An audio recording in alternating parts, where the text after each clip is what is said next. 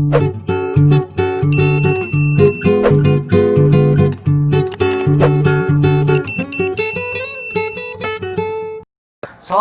warahmatullahi wabarakatuh. Halo anak-anakku semua, apa kabarnya hari ini? Semoga semua dalam keadaan sehat walafiat.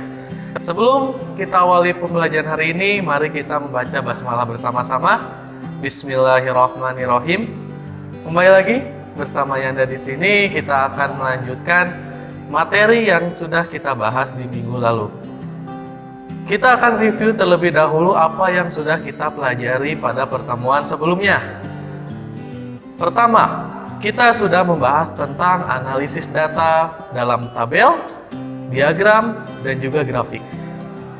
Kata kunci dalam menganalisis sebuah data dalam tabel, diagram, dan grafik yaitu kita harus memperhatikan beberapa kriteria atau kategori yang biasanya kita simpulkan dalam sebuah data. Yang pertama berkaitan dengan nilai tertinggi, yang kedua berkaitan dengan nilai terendah, yang ketiga berkaitan dengan posisi atau urutan, yang keempat berkaitan tentang selisih antara data tersebut, dan yang kelima mengenai rata-rata. Lalu kita juga telah mempelajari tentang ukuran pemusatan data, di mana terdapat 3 hal yang sudah kita bahas mengenai rata-rata atau median, dan juga modus.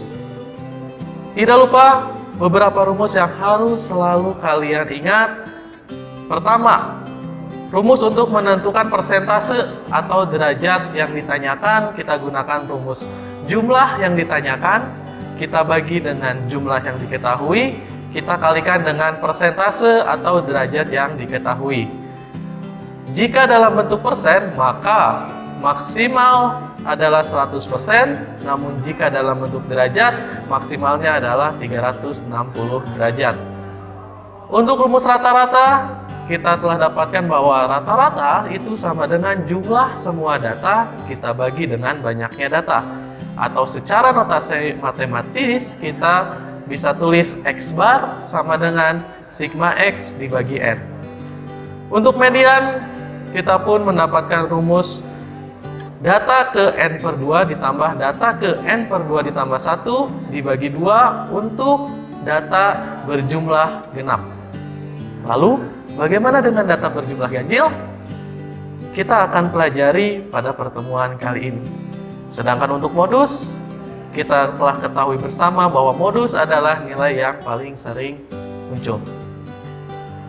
Sebagai pengantar materi kita pada pertemuan kali ini, perhatikanlah gambar berikut ini.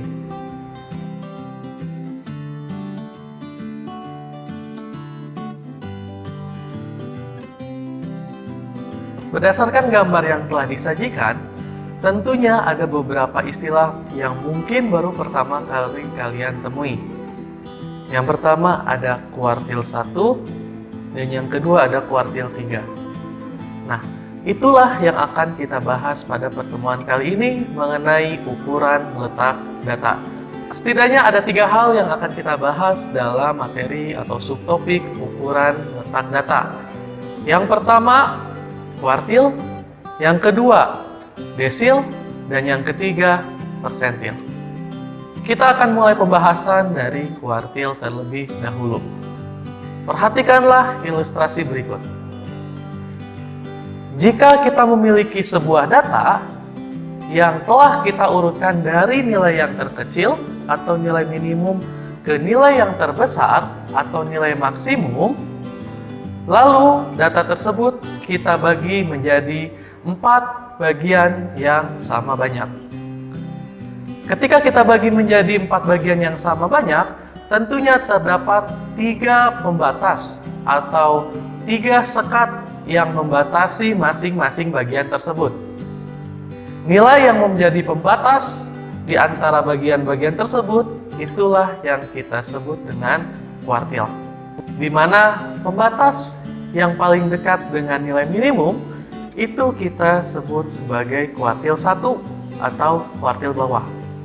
Pembatas yang berada di tengah-tengah kita sebut sebagai kuartil tengah, kuartil 2 atau median.